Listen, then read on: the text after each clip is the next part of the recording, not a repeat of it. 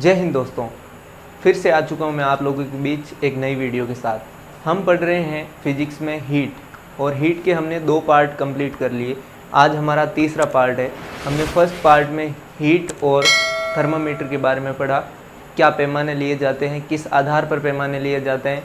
Second part में हमने पढ़ा इस टाइप के कॉन्सेप्ट को, इस टाइप के क्वेश्चन करने के कॉन्सेप्ट को। तो अगर आपने सेकंड पार्ट नहीं देखा है तो प्लीज़ उसको देखें, तभी ये समझ में आएगा। और अगर आप थोड़ा ध्यान देंगे तो इसी में समझ में आ जाएगा, और अगर समझ में ना आए तो वो वीडियो ज़रूर देख लें। तो आज हम बात करेंगे इस टाइप के प्रश्न की। 1 ग्राम बर्फ़ को 1 ग्राम भाप में मिलाने पर द्रव का ताप कितना हो जाएगा। तो इस प्रकार के क्वेश्चन आपको कई जगहों पर देखने को मिलते हैं। तो हम इसी क्वेश्चन की बात करेंगे कि अगर ऐसा क्वेश्चन आपके एग्ज़ाम में आ जाए तो आपको इसको किस तरह से हैंडल करना होगा। तो आइए आज हम बात करते हैं इसी की। लेकिन इससे पहले आपको कुछ वैल्यूज़ पता होनी चाहिए जो हमें न्यूमेरिकल के लिए काम आने वाली है। अब हमने गुप्त ऊष्मा और विशिष्ट ऊष्माधारिता पढ़ा होगा। आपने अगर नहीं पढ़ा हो तो इससे पहले के जो पार्ट है उसको देख लें ताकि आपको अच्छे से समझ में आ जाए। अब बर्फ़ की गुप्त ऊष्मा के लिए वैल्यू होती है 80 कैलोरी पर ग्राम।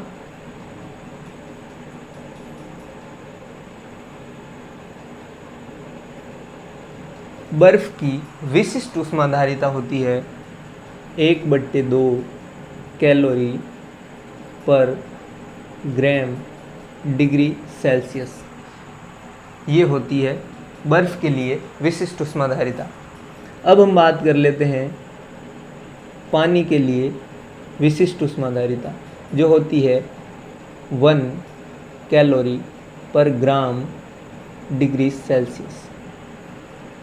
अब हम बात कर लेते हैं विशिष्ट ऊष्माधारिता भाप के लिए, जो होती है 1/2 कैलोरी पर ग्राम डिग्री सेल्सियस। अब हम बात कर लेते हैं गुप्त ऊष्मा भाप के लिए, जिसका मान होता है 540 कैलोरी पर ग्राम। ये कुछ वैल्यू है जो आपको याद रखनी पड़ेगी इस तरह के क्वेश्चन के लिए। तो ये LS क्या होता है, इसकी डिटेल में हमने चर्चा की थी इससे पहले वाले पार्ट में। तो अगर आप इसको अच्छे से समझना चाहते हो तो इससे पहले के पार्ट ज़रूर देखें ताकि आपको ये क्लियरली समझ में आ सके। और अगर आप इसी वीडियो को जारी रखते हो तो आप एक बार इन वैल्यूज़ को ध्यान में रखिए ताकि आपको क्वेश्चन आसानी से समझ आ सके। अब ये वैल्यू हमारे पास आ गई। अब इस प्रकार के क्वेश्चन के लिए हमें देखना होगा कि शुरू कहाँ से होता है और कहाँ पर एंड होता है। यहाँ पे देखिए 1 ग्राम बर्फ़ में 1 ग्राम भाप मिलाई जा रही है। तो हम इसको डायग्राम से समझते हैं। यहाँ हम मान लेते हैं 0 डिग्री सेल्सियस पर हमें पता है बर्फ़ होती है। ओके, जब इस बर्फ़ में भाप मिलाई जाएगी तो जाहिर सी बात है इसका टेम्परेचर इंक्रीज़ होगा। तो यहाँ पर हम बात कर लेते हैं 0 डिग्री सेल्सियस पर पानी होगा, क्योंकि ये जो बर्फ़ है जब इसको इंक्रीज़ किया जाएगा टेम्परेचर तो ये पहले पानी में कन्वर्ट होगी। ओके, तो ये बर्फ़ थी अब पानी में कन्वर्ट होगी, लेकिन इसका टेम्परेचर नहीं बदला। तो यहाँ पर काम कर रही है गुप्त ऊष्मा, जिसको हम L से डिनोट करते हैं, और ये बर्फ़ के लिए काम कर रही है। अब इससे आगे बढ़ेंगे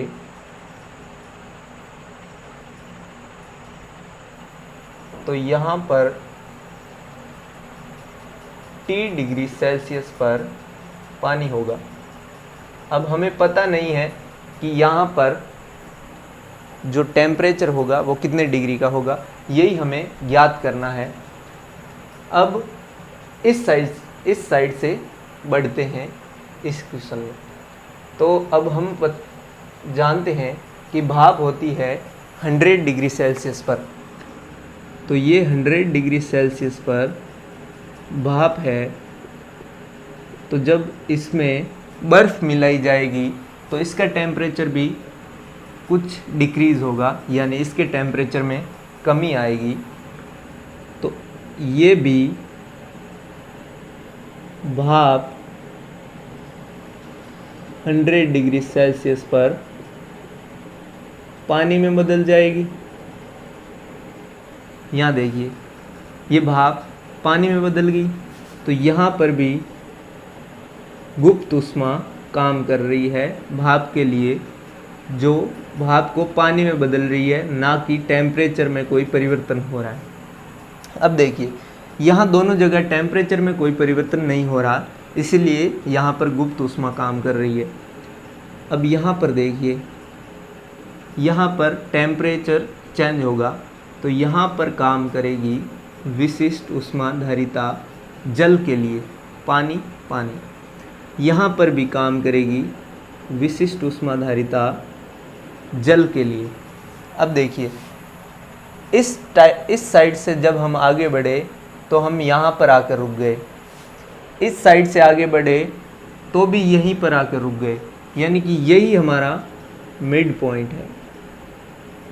ओके, तो जहाँ हमारा मिड पॉइंट होगा उसके इक्वल के दोनों साइड हम कैलकुलेशन करेंगे। ये आप एक मेथड समझ लीजिए इस क्वेश्चन को करने का, या ट्रिक समझ लीजिए, कुछ भी समझिए, लेकिन ये आपको ध्यान रखने के लिए आसानी रहेगी इस चीज़ से।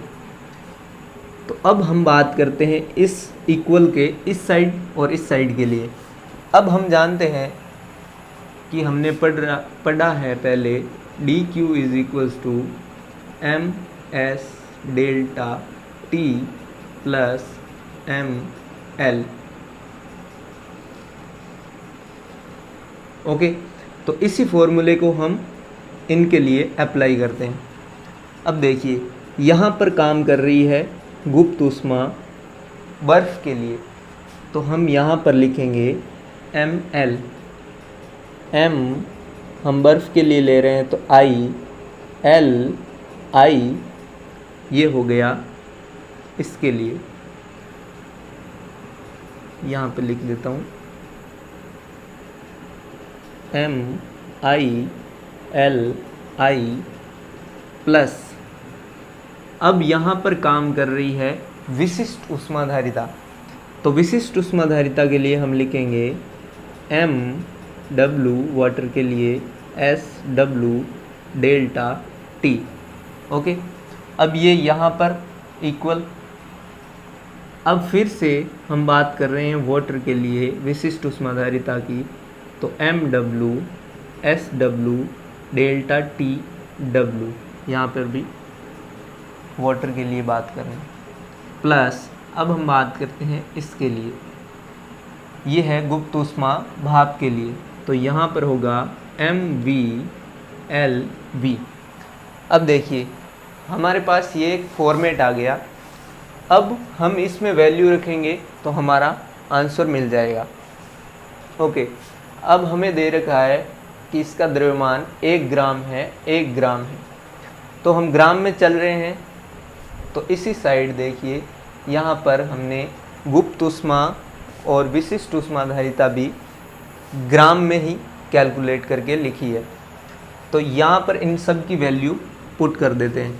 अब हमें पता है दोनों 1-1 ग्राम है, तो m की जगह 1-1 ग्राम लिख देते हैं, 1 इंटू, अब Li हमें पता है 80 कैलोरी पर ग्राम होती है, तो Li के लिए 80 प्लस Mw हमें पता है 1, मास जो है वो 1 ग्राम है, SW 1 होगी,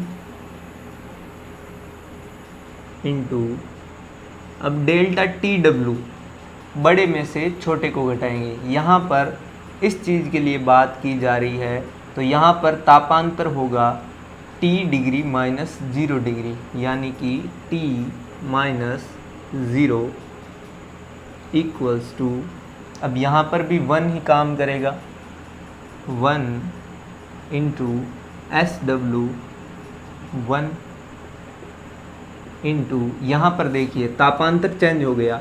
अब हम बात कर रहे हैं इसके लिए, तो यहाँ पर होगा 100 degree Celsius minus T degree, 100 minus T plus MV1 into LV की बात करें तो ये होता है 540। ये हमारे पास आ गई कुछ कैलकुलेशन। अब हम इसको सॉल्व करेंगे। रात को लाइट जाने के बाद हमारे बीच में रह गया था ये कॉन्सेप्ट, तो अब मैं इसको दिन में शूट कर रहा हूँ। अब देखिए यहाँ तक हमने बात कर ली, किस तरह हमने इस पूरे डायग्राम को समझा और किस तरह से हमने फॉर्मूले में वैल्यू पुट की। अब हम इसको कर लेते हैं सॉल्व।